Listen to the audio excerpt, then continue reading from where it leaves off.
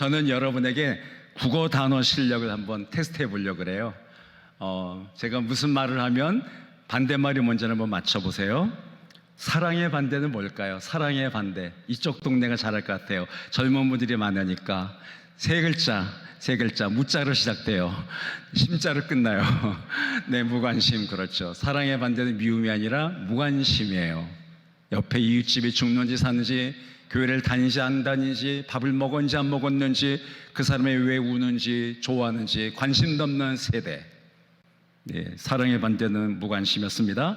행복의 반대는 뭘까요? 행복의 반대 불행. 틀렸어요. 행복의 반대는 욕심이에요.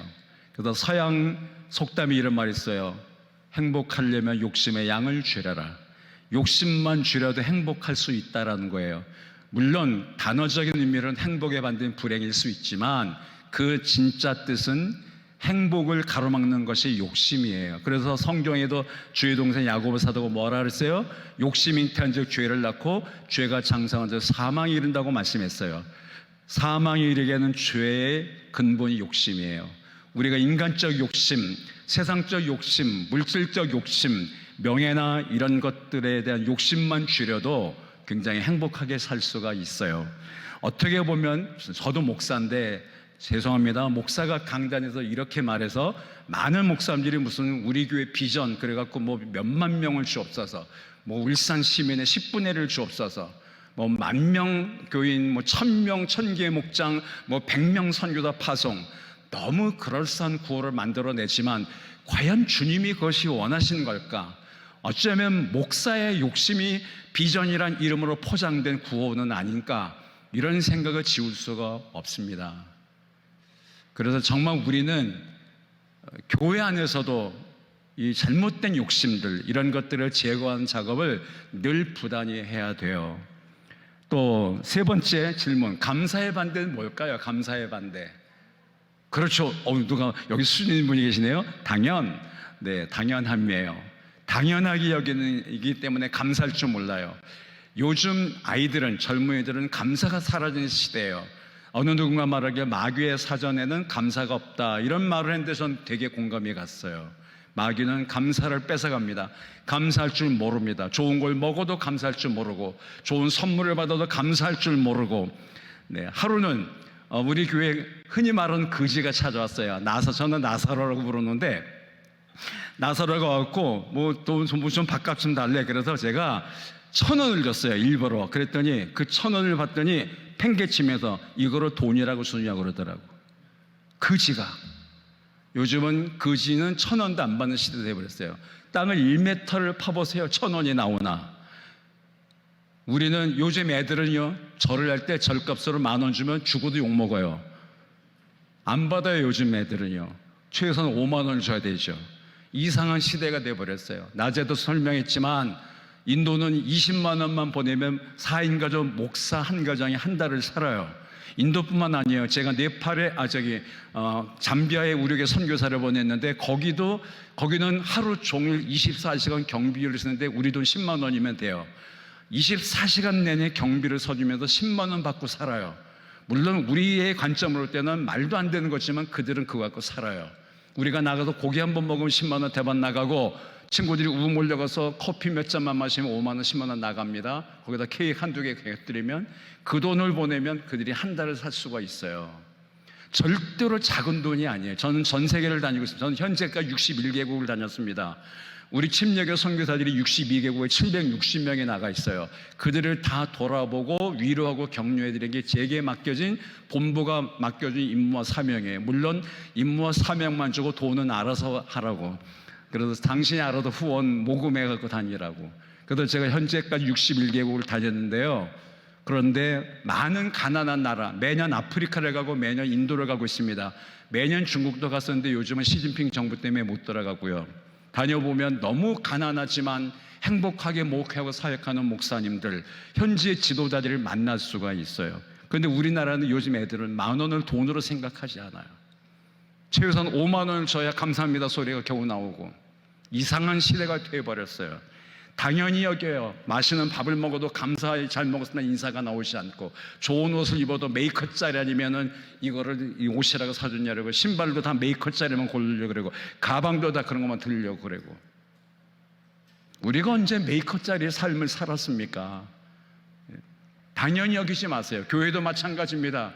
이렇게 한국교회가 너무나 하나님의 은혜로 지금은 아니지만 부흥을 경험해서 좋은 예배당을 짓고, 우리 울산교회마다 예배당이 얼마나 좋습니까? 전 세계를 다녀보세요. 이런 예배당 별로 없습니다. 유럽의 일부 옛날에 캐톨릭의 대성당 500년 걸려 짓고 1000년 걸려 짓는 이런 데만 의리번쩍하고 입이 안 다물어질 정도로 화려하게 이를 데 없지만, 그런 거 몇 개 빼놓고는요, 이 정도 울산교회 예배당 정도 되는 교회 많지 않습니다. 이렇게 히터 빵빵하게 겨울에 떼주고 여름에 에어컨 틀어주고 시원하게 또 식당에도 밥을 주고, 이런 예배당, 이런 교회 전 세계에 몇 개 없어요. 전 세계 미국 정도는 모르겠지만 다른 나라 예배 드렸다고 밥 주는 날 있는 줄 아십니까? 없습니다. 우리는 그걸 감사할 줄 몰라요. 당연하게 여겨버려요. 목사님들이 설교해 주는 거 당연하게 여겨버리고, 성경 공부 시키는 거 당연하게 여기고, 그거 당신이 당연히 해야 될 거 아니냐고? 감격이 없어요. 감격과 감동과 감탄이 사라져버린 시대. 당연하게 여기기 때문에 감사할 줄 몰라요. 여러분, 순종이란 말을 교회에서 많이 읽고 듣고 씁니다. 순종의 반대는 뭘까요? 순종의 반대 불순종? 틀렸어요. 순종의 반대는 잡종이에요. 어느 교회 안에 잡종 신자들이 많이 들어와 있어요. 이스라엘 백성들이 애굽을 떠났을 때 수많은 잡족이 함께 나왔다고 되어 있어요. 그들이 불평하고 원망하고, 그리고 모세를 시험하고 막 이러는 거거든요. 잡종들이 들어와 있어서 목사님들이 어떤 교회는 그걸 별로 구분 안 하고 대번 직분 줘버리고, 저기에서 문제를 일으키고 영하는데 얼른 덥석 받아먹고, 대번 그냥 직분 주고. 이미 여기도 그렇게 하고 있겠지만, 저는 평생 40년 목회로 세 개 교회를 섬겼는데, 처음에 교인 없을 때 개척할 때부터 딴 교회는 안 받았습니다. 가정교회란 말이 이 세상에 나오기도 전에, 가정교회란 말을 쓰기도 전에, 그런 책도 볼 수 없을 때 저는 이미 그런 원리와 정신으로 목회했습니다. 내가 직접 복음을 전하 낳지 않으면 나는 우리 교회 못 오게 한다. 그리고 어느 날 감리교 목사님이 전화를 했어요. 한길동이라는 남산 감리교 목사님이, 김 목사님, 목사님 반갑습니다. 어떻게 다니시는지, 우리 교인 거기가 있죠? 그러더라고요. 그럴 리가 있습니까? 목사님 아시잖아요. 저는 절대로 다른 교회 교인 안 받는 거 있다는 거예요. 에이, 그럴 리가 했더니 한번 교인 그럼 우리 교회 있다는데 이름 대보니까 이름을 대는데 두 사람 대는데 진짜 있는 거예요. 우리 교회. 그게 자기네 교회 여전도 회장이었다는 거예요. 1여전도 회장, 2여전도 회장이 왔다는 거예요. 그래 나보고 양도독같이 기분 나쁘던 그런 말투로 나한테, 저보다 연세가 한 5살 위였던 분인데 암으로 돌아가셨지만, 그래서 제가 그분들을 불렀습니다. 아니, 당신들이 남산감리교회 여전도 회장이었다며 왜 그런 말 하세요? 했더니, 목사님, 이 교회는 절대로 이웃교회 교인, 다른 교회 교인 안 받는다고 소문이 나 있기 때문에 여기 넘어오고 싶고, 자기네 교회는 너무 은혜가 안 되고 시험 들어서 도저히 신앙생활을 할 수 없어서 제천에서 하나 이사 왔다고, 하나는 원주에서 이사 왔다고. 내가 충주에서 처음 개척할 때인데. 그래서 저는 그런 줄 알았죠. 이사 왔으니까 어느 교회를 정할 테니까, 그래서 받아들이는데 알고 보니까 이웃의 남산 감리교회 1여선교회장, 2여선교회 회장들이었던 거예요. 자기들의 신분을 속이면서까지 와서 알지도 못하고 제가 그들을 받은 적이 있어요. 6개월 만에 돌아가라 했어요. 당신의 교회 목사님의 마음 그렇게 아프게 하고 신앙생활 하는 게 그게 무슨 은혜가 되겠냐. 나는 원치 않는다. 어떤 장로교에서 왔으면, 중앙장로교 교인이. 그래서 제가 그 목사님 전화 걸었습니다. 목사님, 중앙장로교 집사님이라고 들었습니다. 우리 교회 왔습니다. 빨리 신방하세요. 전화 걸어. 그래도 안 가. 그래서 제가 직접 데리고 와서 인계 드리고 왔어요. 제가 그런 정신으로 목회를 했습니다. 저는 목회가 숫자가 중요한 게 아니라고 생각해요. 사이즈, 규모, 우리가 그것 때문에 무슨 회사 불려가듯, 무슨 기업 합병하듯, M&A 갖고 회사 계속 등치 불려가듯 그런 식으로 교회하는 게 주님이 원하시는 교회였을까요? 그러면 주님은 실패한 분이세요. 그런 관점에서 보면 주님은 예배당 한번 진 적이 없으시고, 주님은 수천 명이 한때는 성경에 어딘가 무리 수만 명이 옹유하더라, 이런 기록이 그건 단 한 번 나오는 거예요. 그런 관점으로 이 시대의 물량주의, 자본주의적 계산법으로 치면 주님은 실패한 목회자세요. 급기야는 십자가에 못 박혀 피 흘려 목숨까지 제물들을 죽으신 분이잖아요.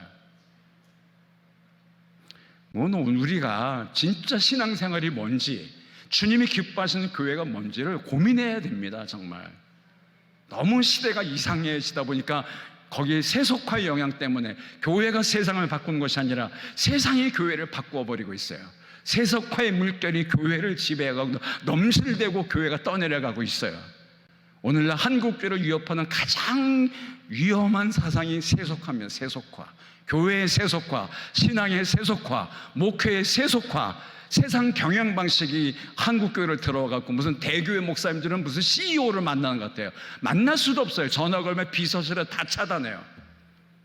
목사님 만나는 게 대통령 만나는 것보다 어려워요. 목자와 양의 관계라고 말하면서 양들이 목자 만나겠다는데 비서실에 다 차단해? 그리고 그냥 중직 몇 명만 중역 들고 회의하듯이 담임 목사님은 장로 몇 명과 중역 몇 명 데리고 그냥 그 정도만 하고 결제나 하고, 저는 그게 교회의 모습일까 과연? 그게 정말 주님이 원하는 신앙의 모습일까, 신앙생활일까? 저는 아니라고 봐요. 물론 오해하지 마세요. 지가 능력이 없으니까 대교회 목회를 비판하는구나, 그런 유능한 목사님들을 되게 깎아내리는구나, 저는 물론 맞아요. 저는 무능하기 때문에 큰 교회 목회한 적 없어요. 제가 섬기던 교회는 한 400명에서 500명 모이던 교회였어요. 충주교회, 원주교회, 서울 제 교회 사이즈가 다 비슷했습니다. 저는 1000명 목회도 해본 적이 없는 무능한 목사입니다, 그렇게 볼 때. 그러나 저는 주님의 떳떳하게 고백을 쓴 거는 정말 양들 하나하나를 사랑으로 섬겼고 양들의 이름을 다 외웠고, 저는 이 자랑이라고 할까 아니라고 할까, 한 애들까지 500명 모이던 교회들이었는데요, 이름 다 외웠어요. 한 명도 안 빠지고 이름 다 외웠어요. 주일학교 아이들한테, 유치부 아이들한테도 너, 야, 이 소리 한 번도 한 적이 없어요. 40년 동안 애들의 이름을 다 알았기 때문에 항상 이름을 불렀어요. 혹시 최근에 왔어 그 아이가 한 주밖에 내가 처음 보네요, 이름을 모르면 네 이름이 뭐니? 라고 묻고 이름을 불러줬어요. 요한복음 10장 3절 4절에 보면 목자는 양들의 이름을 각각 불러 인도해내느니라. 그리고 앞서가며 양들은 목자의 음성을 아는 거로 따라오되, 목자는 양들의 이름을 알아야 되는 거예요. 그리고 양들의 이름을 각각 불러 인도해야 되고 앞서가라는 거예요. 그러면 양들은 목자의 음성을 알기 때문에 따라온다는 것입니다. 그게 제 목회관의 기초예요. 기초. 목자와 양의 관계는 사랑하는 관계다, 행정상의 관계가 아니다. 목사는 CEO고 설교는 몇 편 하고 일주일에 사례비나 많이 받고, 그 다음에 몇 명의 중역들끼리 그들과만 만나고 회의하고, 그 다음에 교인들은 알아서 그냥, 이건 전 교회 모습이라고 생각지는 않아요. 우리 주님의 모습이 그것이 아니었기 때문에. 주님은 언제나 양의 편에 서 계셨어요. 양들과 같이 다니고 먹으셨어요. 양들의 고민을 들어주셨고 양들의 이름을 부르셨고. 이게 오늘날 교회의 본질이 아닐까요? 그래서 오늘 제 설교 제목이 교회의 본질입니다. 본질을 회복하는 교회. 울산교회가 그런 모습을 보여준 모델교회가 됐으면 좋겠어요. 그러면 마지막 질문, 본질의 반대는 뭘까요? 본질의 반대. 네? 본질의 반대는 뭐라고 생각하셔요? 본질의 반대는 비본질? 틀렸습니다. 본질의 반대는 현상입니다. 현상. 현상이 뭡니까? 겉으로 드러난 것, 겉으로 보여지는 것이란 뜻이에요. 제 얘기가 아니라 사전에 그렇게 해석되어 있습니다.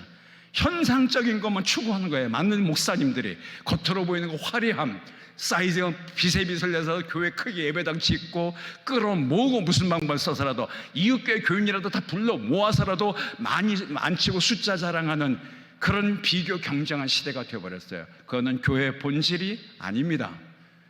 주님이 그런 식으로 할 것 같으면 주님도 얼마든지 하셨겠지만 주님은 그러신 적 없으세요. 본질의 반대는 현상이에요.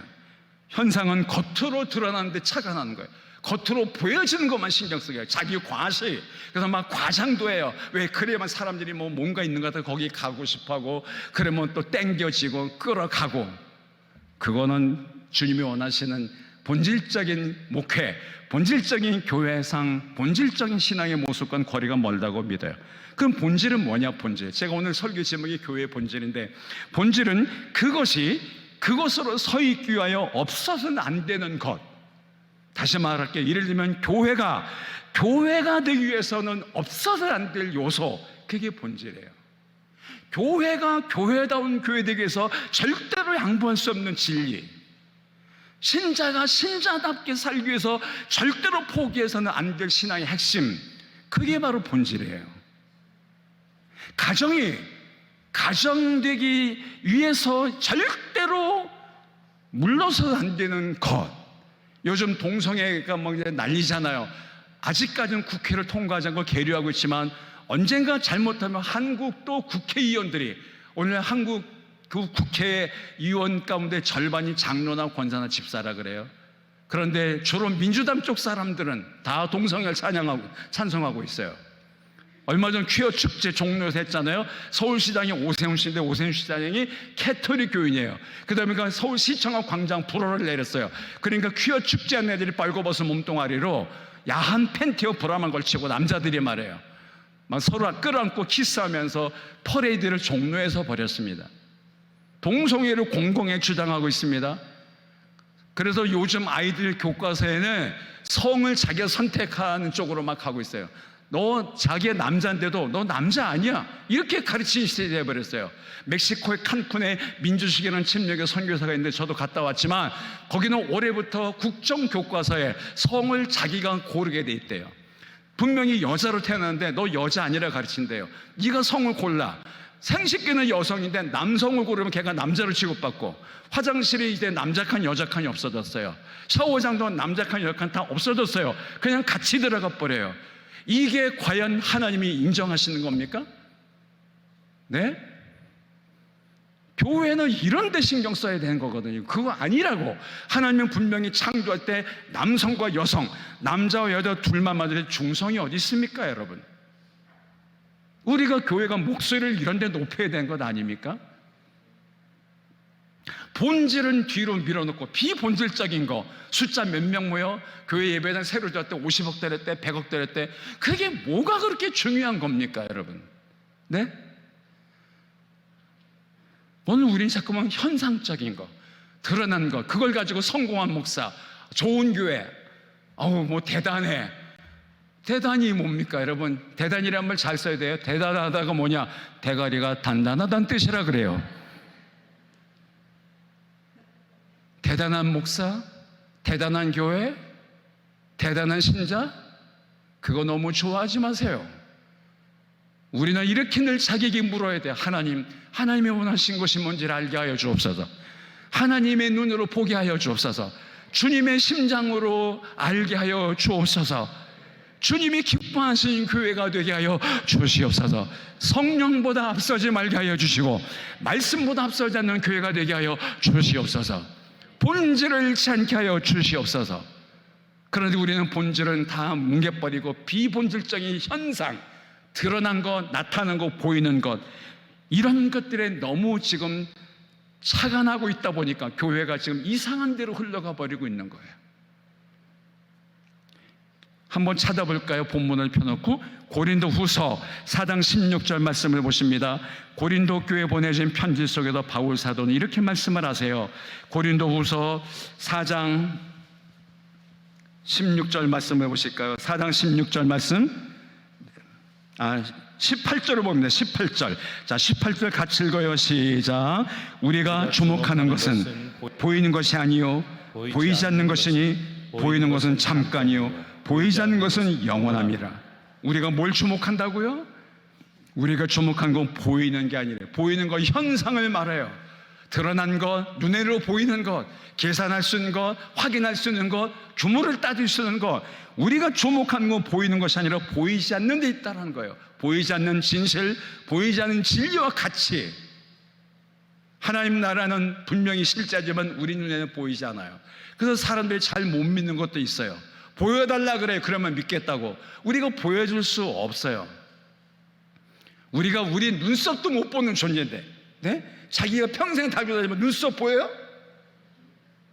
눈썹도 못 보는 주제에 뭘 우리가 보고 확인하고 믿겠다고요? 지구가 얼마나 빨리 돌아가, 시속 1000km, 1300km로 지구가 달립니다. 너무 빨리 달리기 때문에 우리가 소리를 못 들어요. 지구가 돌아간 소리가 얼마나 크게 나는데요. 우리 인간의 귀는 몇십 데시벨부터 몇십까지밖에 들을 수 없는 제한되어 있기 때문에 작은 소리도 못 듣고 큰 소리도 못 들어요. 우리가 다 볼 수 있고 다 들을 수 있고 다 만질 수 있고 다 알 수 있습니까? 극히 제한된 존재예요, 인간이라는 거는. 그런데 내가 안 보기 때문에 못 믿겠다고, 내가 못 들었다고, 내가 확인이 안 된다고, 우리가 뭘 확인할 수 있는데요? 사도 바울은 말합니다. 우리가 주목한 거 보이는 게 아니다. 보여지는 현상이 아니다. 우리가 주목하는 거는 보이지 않는 것이다. 보이는 건 잠깐이고 보이지 않는 건 영원하기 때문이라고 말했어요. 우리는 지금 어디에다가 초점을 맞춘 신앙생활합니까? 눈에 보이는 것, 잠깐 있다가 사라진 안개와 같은 것, 신기루 같은 것? 아니에요. 보이지 않지만 보이지 않는 하나님의 나라, 보이지 않는 영원한 생명의 소중함, 보이지 않는 하나님의 구원의 은총. 사실 중요한 건요, 하나님이 다 안 보이게 감춰뒀어요. 인간의 마음이 있어요. 마음 보이지 않아요. 우리는 서로 사랑해요. 사랑 확인할 수 없어요. 사랑의 컬러가 뭡니까? 하얗습니까? 검정입니까? 초록입니까? 사랑의 무게가 얼마입니까? 사랑의 크기가 뭡니까? 네모입니까? 세모입니까? 동그라미입니까? 없어요. 그렇지만 사랑의 존재함을 믿어요. 우리 목숨이 있어요. 목숨이 머리인지 목에 있는지 가슴인지 모르겠지만 볼 수 없어요. 우리가 부는 바람을 느껴요. 그러나 바람이 부는 건 느낄 수 있지만 바람을 볼 수도 잡을 수도 없어요.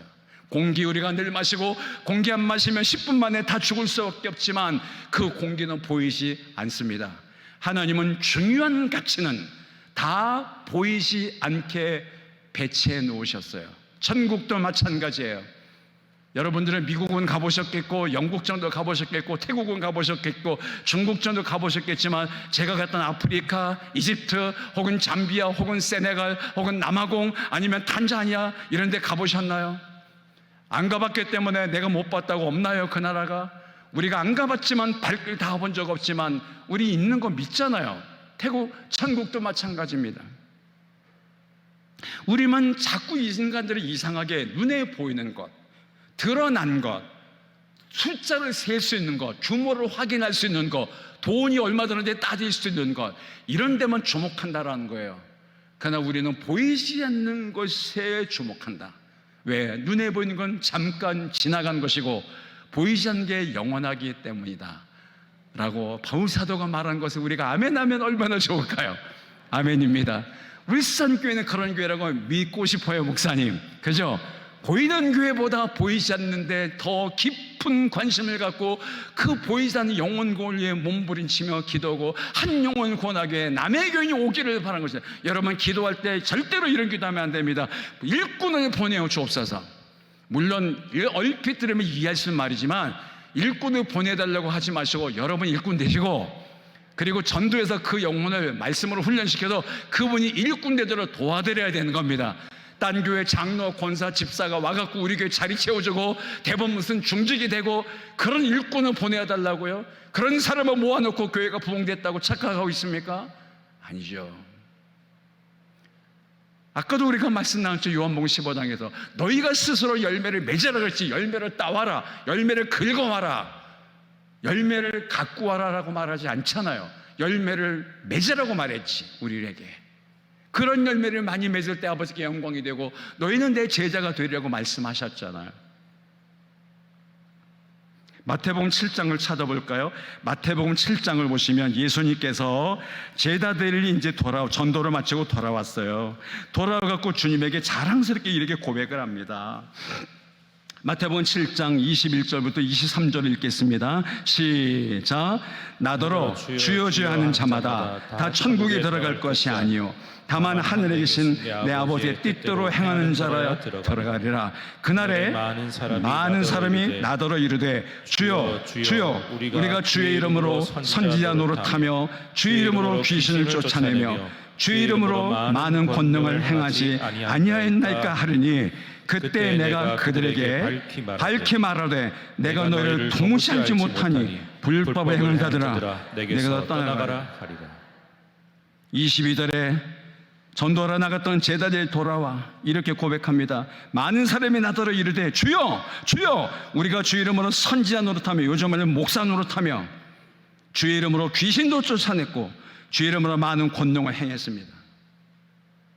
적어도 오늘날 이런 시대에 이런 목사가 있으면 그 사람이 슈퍼스타가 되고 그 밑으로 수백 기천 명이 모여들 겁니다. 와우, 울산에 그런 유명한 목사님이 개척하셨대, 그런 목사가 나타났대, 그런 목사가 부흥의 강사로 오셨대, 우리 한번 말씀 들으러 가자. 몰려올지도 모릅니다. 왜? 그건 설교할 때 귀신이 쫓겨나가고 주의 이름으로 권능이 막 행해지고 기적이 일어나고 사람이 쓰러지고 그러면 대번 입소문 타고 막 미어 터질지 모르겠습니다. 그런데 주님은 그 다음에 뭐라고 말씀합니까? 그때 내가 그들에게 밝히 말하여 귀신을 쫓아내고 권능을 행했던 사람들에게 주님이 말씀하여 내가 너희를 도무지 알지 못한다. 불법을 행한 자들아 내게서 떠나라. 주님도 능력 행하셨어요. 마태복음 4장 23, 4절에 보면 각세 병든 자를 다 고쳤다고 그랬어요. 여러분, 예수 이름으로 병 고치는 게 잘못된 거 아닙니다. 기도해서 귀신이 떠나간 거 복음적인 내용입니다. 그러나 그것을 행한 자기들을 지금 드러내고 이 사람 현상을 우리가 귀신 쫓아냈습니다, 권능을 행했습니다, 기적도 나타났습니다, 내가 그랬습니다 이렇게 말하는 거예요. 주님은 사라지고 없는 거예요. 주님은 그들에게 말씀합니다. 내게서 떠나가라 불법행을 자들아 나는 너희를 도무지 알지 못한다. 원래 많은 사람들은 그런 사람을 좋아해요. 막 기적을 행하고 권능이 나타나고 귀신 소리지며 떠나가고 막 쓰러뜨리고 기도하면 그게 주님이 원하셨던 교회의 본질은 아니잖아요. 너희가 입으로 주여 주여 하면서도 행함이 본이 안 되는구나. 우리가 예수님을 믿음으로 구원받은 건 분명해요. 믿음으로 우리가 구원받는 거예요. 그렇지만 정말 구원받았다면 구원받은 자로서의 행함이 뒷받침돼야 되는 거예요. 인격적으로 삶으로. 아멘이신가요? 행함이 뒤따르는 거 기도만 유창하게 하고 그럴싸하게 쇼맨십 뿌리고 무슨 장풍 쏘듯이. 저는 이제 고등학교 이럴 때 교회 나갔다 그랬잖아요. 지금은 그런 분들이 별로 없는데 옛날에는 부흥의 강사들이면 기도할 때 불 받으라 불 그러면 막 이게 기도하다가 아 뜨거 막 이런 사람이 더러 있긴 했어요. 저도 한번 해볼까요? 울산교회 교우들아 불 받으라 불. 근데 여기는 아무도 안 그러네요. 더 냉랭해지네요. 그래서 저는 그때 학생 때라 너무 순진해갖고 진짜 그 유명한 부흥강사 손에서 불이 나오는 줄 알았어요. 아무리 손을 봐도 개코는 불은 무슨.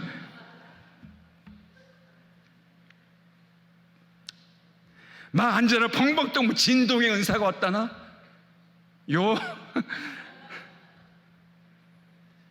저는 제가 섬기는 교회에서도 한때 성령의 역사가 강력하다 거의 전 교회에 방언을 했어요.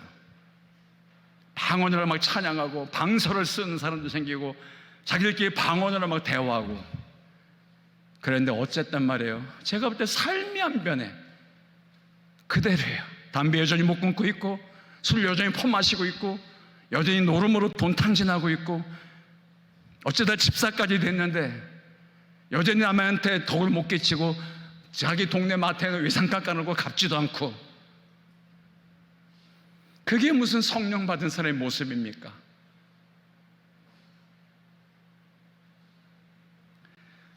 우리가 정말 성령 받았다면 무슨 뜻을 빨리 외상값부터 갖고 오세요. 그리고 전도의 동네 마트 아줌마가 교회에 나올 거예요. 어느 날 어떤 동네에 있는 교회 목사님이 새로 부임하셨대요. 근데 그 교회 앞에는 큰 마트의 부인이 안 믿는 분들이래요. 그런데 언젠가부터 그 동네 믿지도 않는 아줌마가 전도를 막 하더래요. 그 이웃 주민들한테 저 교회 가봐 너무 좋아. 아니 아줌마 교회 다녀? 나 교회 안 다녀. 어떻게 알아? 그 새 목사가 오더니 그 교회 교인들이 외상값 한꺼번에 다 갚았어 그러더래. 삶의 본을 보인 거죠. 아무리 권능을 행할지라도 기적이 나타날지라도 예수 이름으로 기도해서 귀신이 쫓겨나갈지라도 불법을 행한 자들아 내게서 떠나라. 나는 너희를 도무지 알지 못한다. 왜? 그들은 행함이 뒷받침 안 됐다는 거예요. 자기를 드러내고 있었던 자기 이름을, 진짜 목자장이신 예수 그리스도의 영광을 드러내는 것이 아니라, 우리는 오늘 저를 포함해서, 울산교를 포함해서 다 같이 고민이 될 시점에 놓여 있습니다. 한국교회는 언젠가부터 본질을 잃어버리고 있습니다. 서로 비교 경쟁하고, 이웃교회가 100억대로 교회졌다니까 여기는 아직 예배당 다 차지한데도 무리에 무리해서 빚을 얻어 살아도 또 막 그냥 150억짜리 예배당을 지어버리고, 교회 크게 지면 오겠지 교회가 뭐 선교한다나, 한때 목사님들이 그런 분 있어요. 예배당 건물이 선교한대요. 맞습니까 여러분? 건물 크게 잘 되려면 교인이 차게 돼 있다나요? 그건 아니죠. 복음을 전해야 예수님인 사람들이 생기고 구원받고 그들이 교회 가족이 될 때 그런 공동체가 건강한 거죠. 우리는 너무 건물 중심, 숫자 중심, 예산이 얼마래? 우리 50억이야. 사립이 얼마 받는데 난 1000 정도 받아. 그러면 성공한 목사, 유능한 목사, 대단한 목사. 그렇지 못한 목사는 약호가 좋았고 말도 못하고 큰 교회 다닌다는 교인들은 개척교회 목사들을 우습게 깔보고 그런 경우가 많아요. 마치 자기가 큰 교회 목사인 양 행세를 하고, 정말 농어촌 섬에 있는 교인 다 떠나고 5명, 10명 모이는 농촌을 외로운 등대기처럼 지키고 섬마를 지키고 있는, 거기서 평생을 보낸 목사님들, 자기 자식 공부도 제대로 못 시키고 있는 분들, 양복하나 살 돈도 없는 분들은 무능한 목사라고 치부하고 자기 밥벌이도 못한다는 식으로, 그런 분위기가 지금 이 땅에 자리 잡고 있는 것 같아요.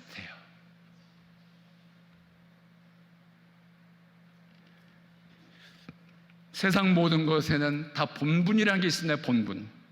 군인은 군인의 본분이 있는 거예요. 전선을 지키고 밤낮 불철주야 부르뜬 눈으로 적이 내려오지 못하도록, 이상한 도발을 하지 못하도록 전선을 지키고 나라의 안녕을 지키는 게 군인의 본분 아니에요? 정치가의 본분은 뭡니까? 정치란 말이 바를 정자 쓰는 거잖아요. 바를 정자 변에 그거 뭐예요? 다스릴 치자. 바르게 국민을 다스리고 백성을 안전하게 잘 도와주고 보호하는 게 금배지단 정치가들이 하는 것 아니에요? 그런데 우리나라 정치가들은 맨 싸움질만 하고 있고요. 너나 할 것 없이 바른 말 한번 제대로 못하고. 학생의 본분은 뭡니까? 학교 성실히 다니고 선생님을 존중하고 거기서 배우는 것들을 통해서 자기 인격을 함양하고 사회성을 기르면서 장차 이 나라에 어딘가 보낼 때 그 몫을 감당하는 그런 인재들로 자라가는 게 학생의 본분인데, 요즘 학생들은 본분을 망각하는 애들이 너무 많잖아요. 중학교 3학년마다 담배 다 피우고, 거의 다 특별한 몇 명만 빼놓고. 저도 큰 손자가 중학교 2학년인데 한번 조사해 봐야겠어요.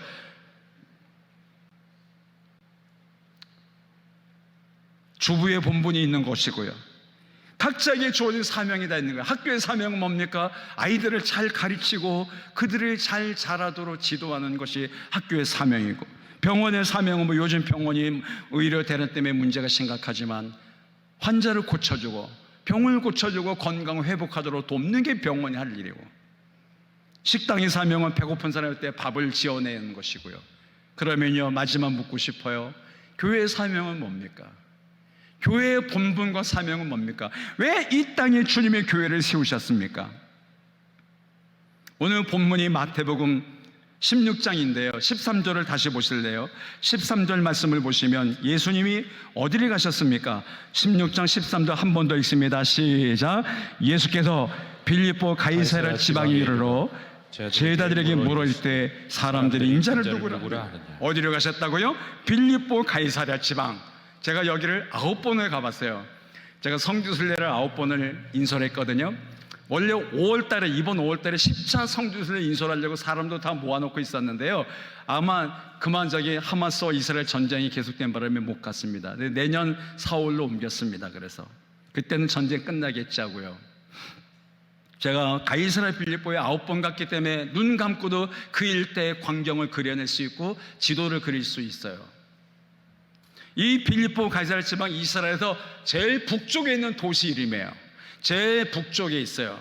거기서 좀 1시간만 자동차를 몰고 가면 이스라엘 유일한 겨울에 눈이 덮이는 산인 헐몬산이 있어요. 헐몬산. 성경에 나오는 시편 133편에 보면 헐몬이 이스라엘에 흘러내림 같도다.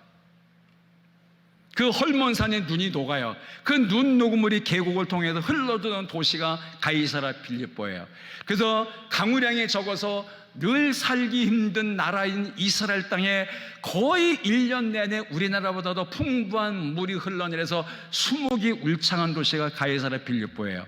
그래서 살기 좋은 곳이기 때문에 2000년 전부터 로마 당시부터 거기에 우상들을 섬기던 신전들이 많았어요. 대표적인 게 판신이라는 농업을 주관하는 그런 풍요로움을 주관하는 판신전이 지금도 흔적이 많이 남아있어요. 우상의 도시였어요. 가이사랴 예수님 당시에.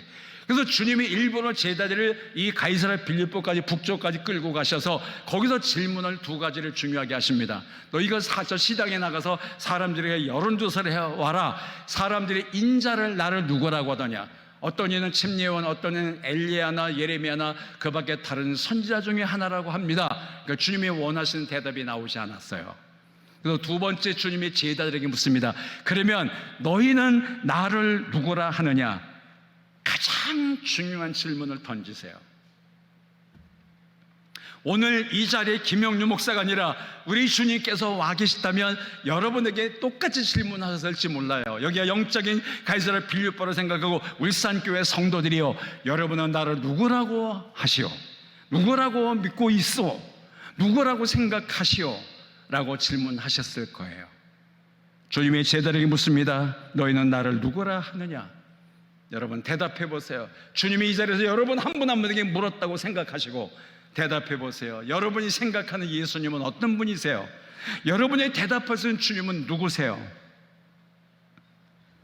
저 유명한 전 세계에서 가장 유명한 전도자였던, 이제 돌아가셨지만 몇 년 전에 심리교가 나온 세계적인 부흥사 빌리 그레엄, 50년 전에 그분이 여의도 광장에 오셨었잖아요. 저도 그때 거기 둘째 날인가 셋째 날 비가 내렸습니다. 저녁에 비를 철철 맞으면서 설교를 듣고 그 수많은 사람이 다 간담회까지 앉아서 고민하면서 내 인생의 진로를 놓고 기도했던 때가 제가 있었거든요. 빌리 그레엄.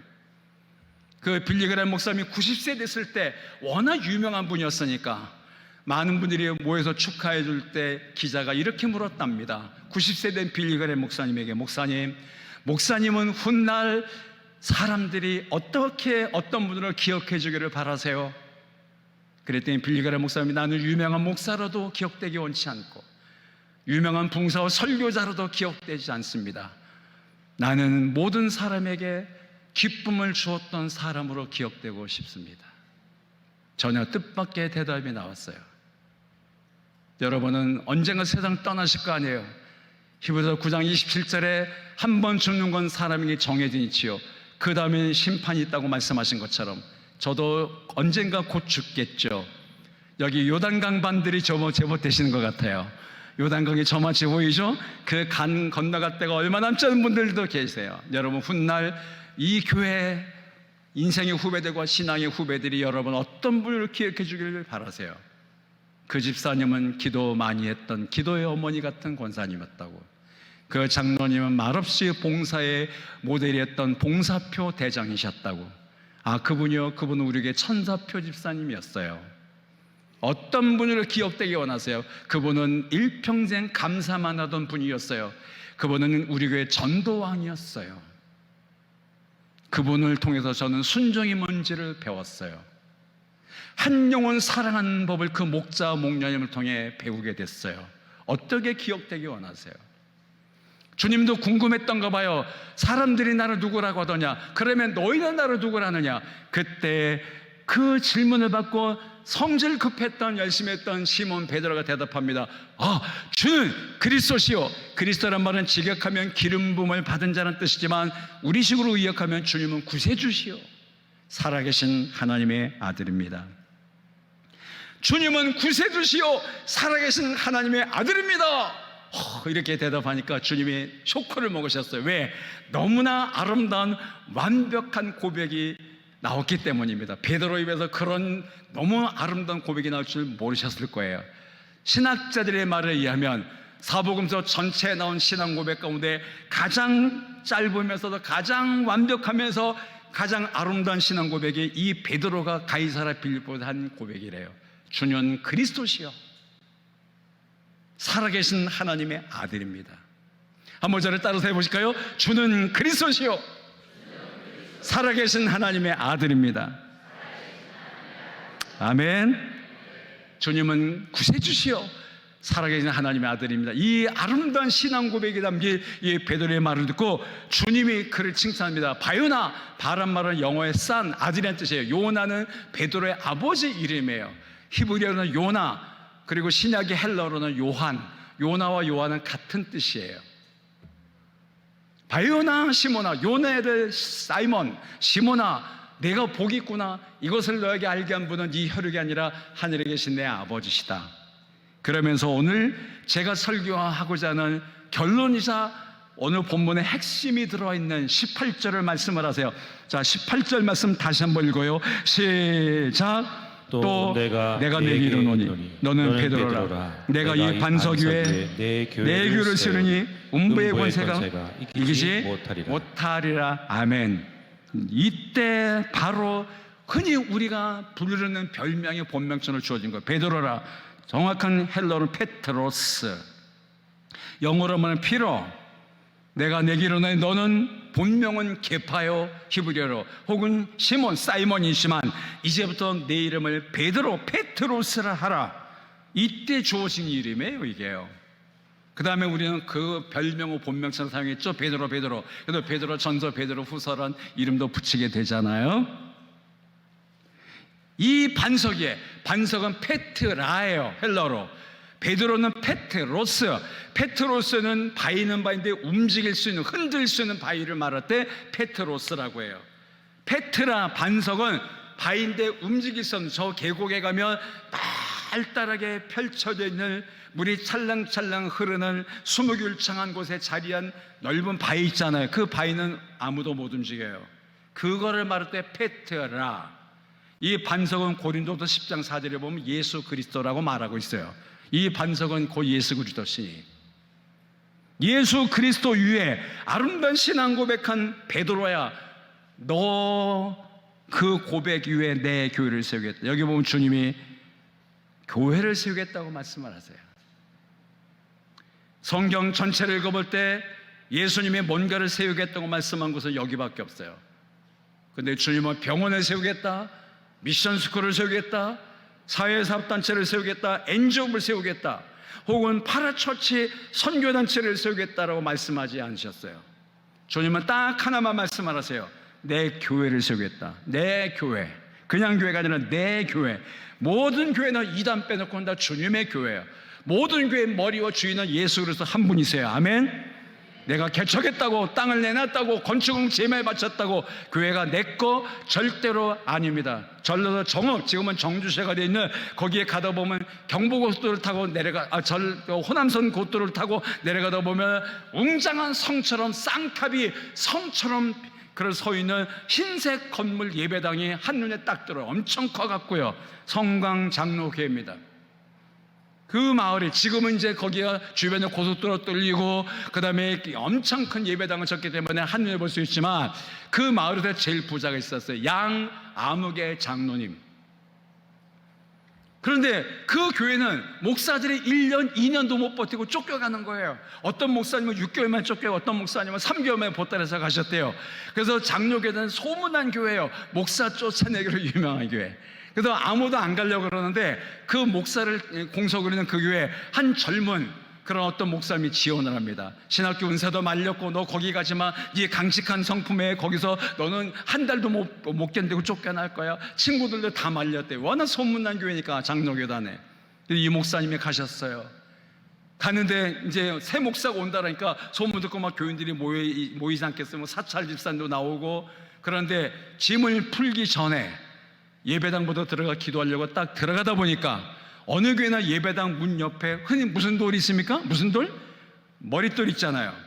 그래서 그 예배당 건축한 몇 년, 몇 월, 며칠 그 밑에 이렇게 써있대요. 대개는 말씀이 써있거든요. 20원 살아계신 하나님의 진리요 기둥과 터인이라, 이런 말씀 많이 쓰는데 거기는 그렇게 안 쓰고 양 아목의 기념 예배당 이렇게 써놨더래요. 아하, 이게 문제구나. 그래서 그 들어가다 새 젊은 목사가 교회 첫 부임해서 짐도 안 풀고 예배당에 기도하러 들어가다 잠깐 멈추고 사찰 집사님에게, 집사님 끌과 정을 갖고 오시오. 새 목사가. 그러니까 몰려오고 있던 교인들이 막 웅성거리기 시작했어요. 그 소문 듣고 뒤늦게 양 장로도 옵니다. 근데 이게 문제라고, 이 교회. 그래서 그 끌과 정으로 파냅니다. 그 이름을 양. 그 다음에 가운데 자리만 파고 있을 때 뒤에서 누가 흑하고 꼬꾸러졌어요. 돌아보니까 바로 세도당당했던 그 마을 전체 제일 갑부, 그 교회, 그분 양장님의 바친 땅 위에 그 예배당 칠 때 그분이 거의 제일 많이 헌금을 하셨대요. 그리고 그 교인들의 대부분이 그분의 소장농 내지는 그분의 회사 다닌 직원, 그분의 덕으로 먹고 사는 직원들이었대요. 그러니까 아무 말도 못하고 그 교회 주인은 하나님이 아니라 예수 그리스도가 아니라 양아목의 장로였던 거예요. 목사님이 그 양장로의 비에 거스는 설교하면 그 다음에 보따리 싸야 되고, 회의하다가 그분 뜻만 거역하면 또 쫓겨나가야 되고, 이것이 반복되는 교회인데 새로 부임한 목사님은 이름을 파기 시작한 거예요. 양. 그 다음에 성령이 임하셨어요. 그분이 꼬꾸라지고 변화됐어요. 그래서 그 교회가 장로교단 합동이 통합인지 모르겠는데요, 들었는데 잊어버렸어요. 전국에서 5번째로 큰 교회로 부흥되고, 시골에 있지만 여러분도 보셨을 거예요. 호남선 타고 가다 보면 왼쪽에 있습니다. 광주로 내려가다 보면 성처럼 큽니다. 엄청 크게 자랐습니다. 선교도 많은 교회로 부흥되고, 그 목사님 김도빈 목사님은 그 교단 총회장까지 지내시고 은혜롭게 은퇴하시고 후학을 길러내고 그런 좋은 교회로 탈바꿈했어요. 왜? 주님의 교회가 주님이 주인이 아니라 유명한 힘있는 장로님이 주인 노릇하고 좀 유명한 목사가 주인 노릇하고 독지하듯이 막 함부로 좌지우지하고, 많지는 않지 모르지만 그런 교회가 지금도 있어요. 이상하게 또 교인들은 그런 사람들 앞에 꼼짝을 못해요. 할 말도 못하고. 저는 울산교회는 안 그런 교회라고 믿고요, 또 그런 일이 없기를 바라고요. 여기 누가 제일 헌금 많이 하는지 모르겠어요. 헌금 많이 하면은 새도 부리지 마세요. 하나님께 복을 많이 받아 많이 드릴 수 있게 된 거 얼마나 감사한 일입니까? 아멘이죠? 헌금 많이 한다고 꼴씀 쓰지 마세요. 자기 은근히 과시하지 마세요. 자랑하지 마세요.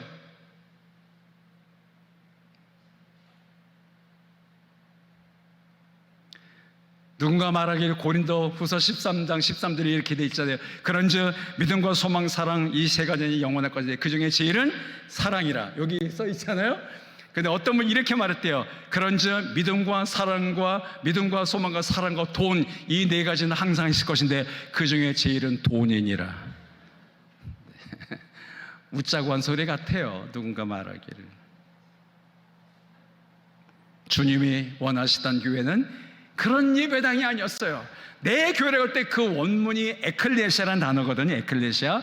그 말은 눈에 보이는 예배당 건물이 아니라 구원받은 사람들의 모임, 구원, 예수님을 구주로 고백하고 살아계신 하나님의 아들로 고백하는 믿음을 가진 사람들의 공동체가 바로 에클레시아였어요.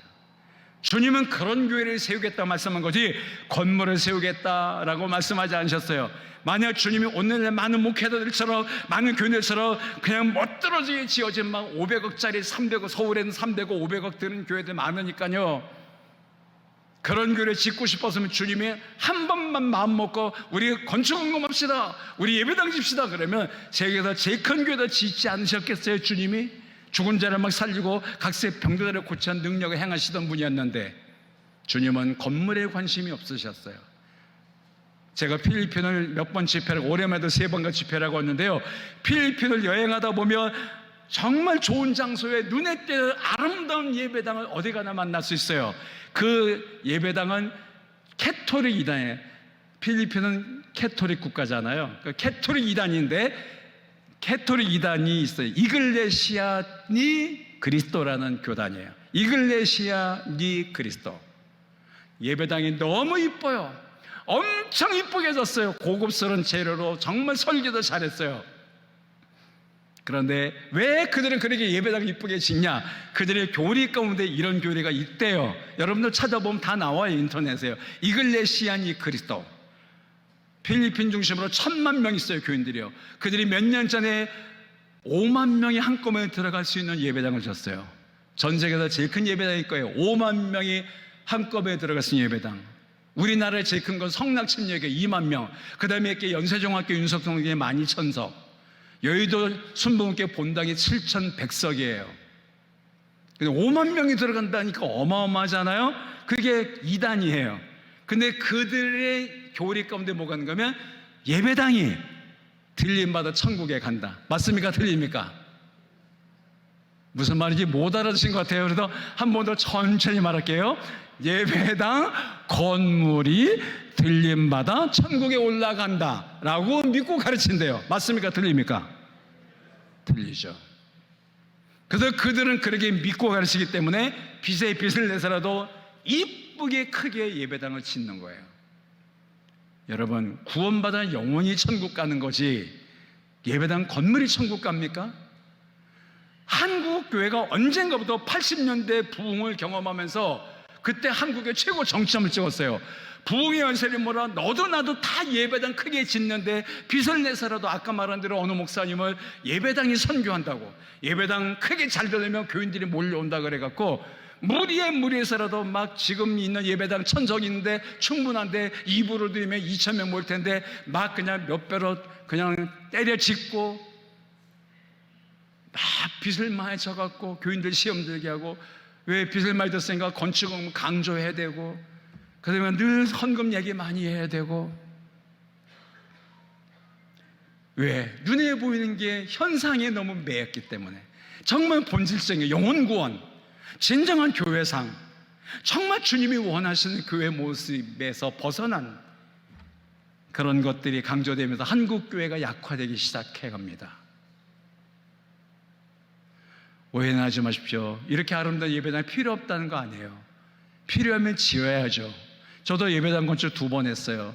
2번째는 제법 규모 있게 졌어요. 땅 3,000평 사서 아름답게 졌어요. 체육관도 만들고 한꺼번에 400명 들어가 먹을 수 있는 식당도 이쁘게 꾸몄고요. 그런데 지금은 약간 후회하고 있어요. 떠난 지 오래됐지만 원주 침례교회. 왜? 마지막 때 그 건물이 천국 가는 게 아닌데, 우리가 구원한, 우리가 복음을 전함으로 거듭난 예수님을 영접한 그 영혼들이 훗날 천국에 가서 주님을 만날 텐데, 그게 주님이 우리에게 원하시는 교회 모습이고 우리가 지켜야 될 본질인데, 이단처럼 이글레시아니 그리스도처럼 예배당만 화려하게 지면, 크게만 지면 그게 뭐 천국 간다고요? 그게 들림 받는다고요? 건물이 구원받는다고요? 교회의 본분과 사명이 뭡니까? 영혼 구원 아닙니까? 영혼 구원. 아멘이시죠? 그죠? 한번 저를 따라합니다. 교회의 본분은 영혼을 구원하는 것이다. 그 영혼 구원 위해서 우리가 복음을 전하는 것, 절대로 그건 양보할 수 없는 진리잖아요. 믿는 사람을 오라고 한 것이 아닌. 저는 그래서 방송 설교도 그렇게 환영하진 않아요. 한 번은 우리 교인이 서울대학교 있을 때인데, 우리 교인이 제 설교가 좀 아깝다고 생각했나 봐요. 우리 목사님 설교 우리 교인만 듣기 아까워. 그래갖고요, 가방에다 돈을 현찰로 넣어갖고요, CTS 방송국을 찾아갔대요. 서울에 영등포 쪽에 있는 CTS 방송국에 갔더니 그 방송 편집국장을 만났는데 첫 마디가 그거래요. 돈 얼마 갖고 오셨어요? 그러더래요. 그래서 1000만 원 갖고 왔다니까 그걸로는 택도 없습니다. 물론 심야 시간, 뭐 새벽 1시에 방영되는 거, 그거는 된대요. 근데 이 집사님은 사람들이 깨어있을 때, 흔히 말하는 골든타임에 자기가 존경하는 사랑하는 제 설교를 돈을 자기가 내서라도 좀 방송에 나가게 하고 싶어서 찾아간 거예요. 나중에 그분이 말해서 알게 된 거예요. 그래서 그 돈을 안 된다고 골든타임 때는요 1억을 내야 된대요. 1억. 여러분 7시에서 한 9시 사이에 나오는 방송 설교 있죠? 그건 1억 내고 틀어주는 거예요. 저는 설교는 엄청 잘하는데 돈 1억이 없어서 방송에 못 나왔습니다. 우리 교회 젊은 집사의 아이가 그러더래요. 그 집사님이 일하면서도 빨래 청소하면서 집에 이제 CBS 시대 방송을 기독교 채널을 틀어놓나 봐요. 그러니까 많은 목사님들이 설교 나오잖아요. 그런데 아무리 봐도 그 어린애가 봐도 내가 안 보이거든? 자기가 나오는 교회 목사님? 그러니까 그러더래요. 엄마, 우리 목사님 왜 텔레비에 안 나와? 그러더래요. 그러니까 그 집사님이 그랬대. 우리 목사님은 돈이 없어서 못 나와 그랬대요. 저 돈 없는 거 사실이에요. 그렇지만 거기 쓸 돈 1억 있으면 저는 예배당 2개 짓겠습니다. 캄보디아에 제가 5천만 원, 지금 살아계신 103세대 할머니가 저한테 약 17년 전에, 16년 전에 그 당시 돈 5천만 원 갖고 오셨어요. 제 설교 듣고, 목사님 제가 평생 벌어 모은 돈입니다. 목사님 설교 듣고 선교제 교회를 세우고 싶은데 이 돈이면 되나요? 그거는 지역과 나라에 따라 다르다고. 그래서 5천만 원 갖고 16년 돈으로, 지금 돈 치면 1억 원 넘겠죠. 그래서 캄보디아 제3의 도시 따까 에우 도청 소재에다가 땅 400평사도 2층으로 한 대의 선교사님 통해서 잘 줬어요. 그 교회를 통해 아이들이 수백 명이 예수님 믿고 구원받았어요. 그 할머니가 몇 년에 또 저를 찾아오셨어요. 또 모으고 모아갖고 또 5천만 원이 생겼대요. 그래 그 잠비아의 은돌라 제3의 홍현기 선교사들 보내서 한 300명쯤 들어갔던 예배당을 땅 400평사 지어줬어요. 만약 내가 방송에 안 나올지라도 낼 수 있는 돈 1억 있다면 저는 그렇게 쓰고 싶어요. 뭐 방송 설계가 페북에 나오는 스타가 무슨 인스타그램에 등장하는 사람이 뭐 그렇게 중요해요? 우리가 정말 돈 쓸 때 그렇게 없습니까? 기독교 방송은 되게 믿는 사람이 듣는 거예요. 안 믿는 사람들 잘 안 들어봐요. 그러면 다른 교회 나가는 사람 들어서 뭐 하겠다는 거예요? 자기네 교회 목사님 설교 은혜 받으면 되는 거죠. 그 사람 내 설교 듣고 내가 설교 쌈박하게 하니까 우리 교회 오라는 겁니까? 뭡니까 지금 그게? 그래서 그들이 온다는데 그게 뭐가 대수고 그게 뭐가 하나님이 기뻐하시는 걸까요? 교회의 본질이 뭡니까? 안 믿는 사람에게 복음을 전해서 내가 만난 예수 그리스도를 소개함으로 천국에 보이지 않지만 천국의 소망을 심어주고, 보이는 것은 잠깐이고 지나가는 시간, 보이지 않는 영원한 가치, 훗날 언젠가 우리가 죽을 건데 그 다음에 심판대에 설 것인데 주님 앞에 갈 수 있도록 우리가 그것을 가르쳐줘 전하는 교회, 그것이 교회의 본질이고 양보할 수 있는 사명 아니겠습니까? 아멘이시죠? 저는 울산교회가 그런 교회가 되기를 축복하고 싶습니다. 교회의 본질에 충실한 교회, 교회의 본분과 사명을 다하는 교회. 그러면 숫자가 500명이 안 되면 어떻고 1000명이 안 되면 어떻습니까? 건강한 교회, 정말 우리 교회가 건강한 교회 되지 않습니까?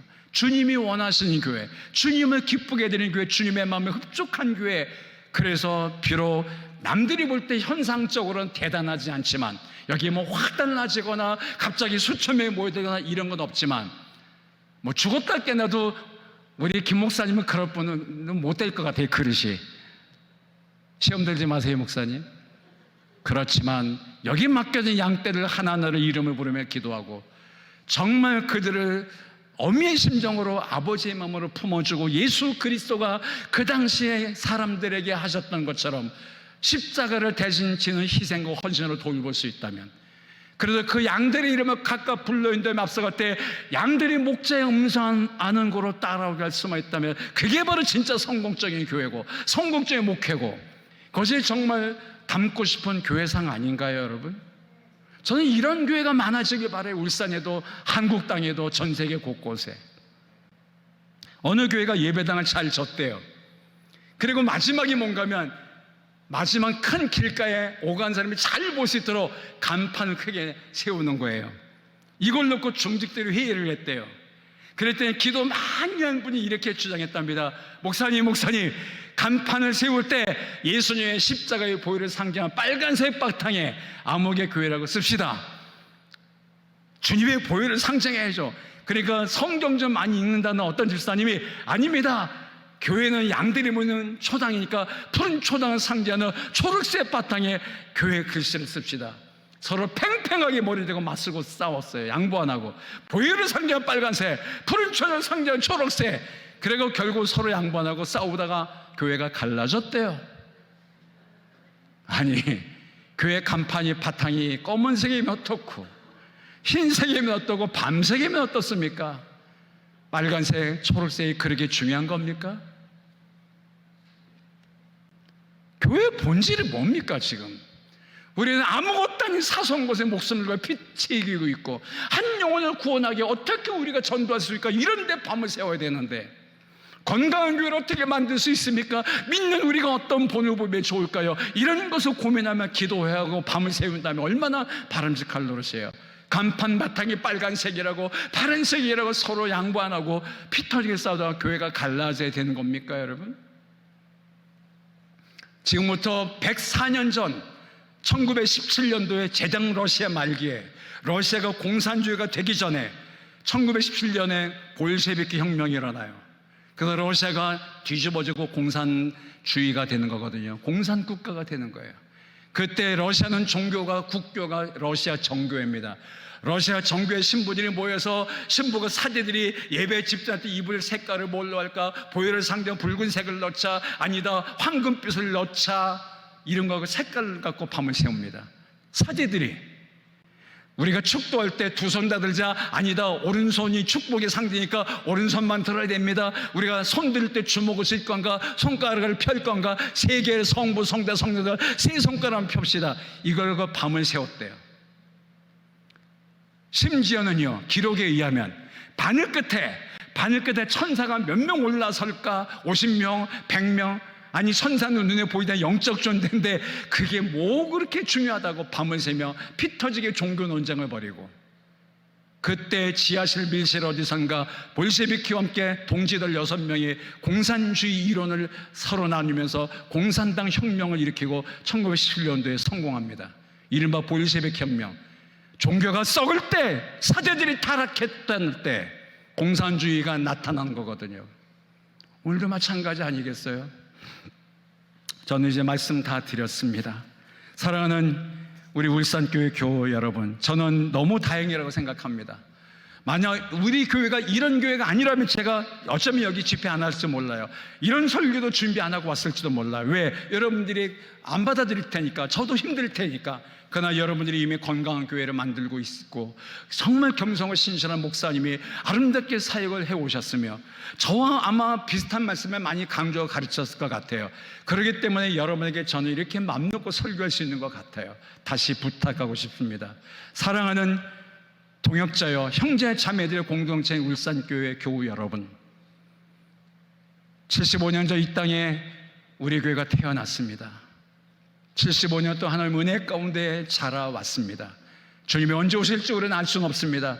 주님이 곧 오실지 시간이 좀 걸릴지 알 수 없지만 언젠가 주님 앞에 설 때에 잘했다 착하고 충성된 종들아, 내가 작은 일에 충성했구나. 작은 일에 내가 너에게 크고 많은 걸 맡기겠다는 거룩한 초대를 받게 합당한 교회가 됐으면 좋겠고요. 그런 면으로 좋은 모델이 되기를 바랍니다. 제발 부탁합니다. 눈에 보이는 현상에 집착하지 말고, 눈에 보이는 현상에 마음 뺏기지 말고, 우르르 몰려다니지 말고, 한 영혼, 주님은 뭐라고 말씀 마태복음 18장 20절에 너희가 내 이름으로 두세 사람이 모인 곳에 나도 그들과 함께 있느니라. 주님은 2,000명이 모인 곳에 함께 하겠다고 말씀하지 않고 2만 명이 모여 내가 함께 하는 말씀 아니고 너희가 내 이름으로 두세 사람이 모인 곳에 내가 함께 하겠다라고. 너무 숫자에 매이지 마십시오. 정말 주님이 원하시는 대로 우리가 예수님을 믿고 따르고 순종하는 삶을 살고 감사하면서 복음의 본질, 교회의 본질을 지키면서 우리 목사님을 모시고 섬겨드리면서, 그래서 우리 교회가 건강한 교회로 계속 주님 앞에 서 있는다면 언젠가 주님이 오실 때, 주님 앞에 설 때 칭찬받고 인정받는 복된 교회와 성도들 모두가 되실 줄로 믿습니다.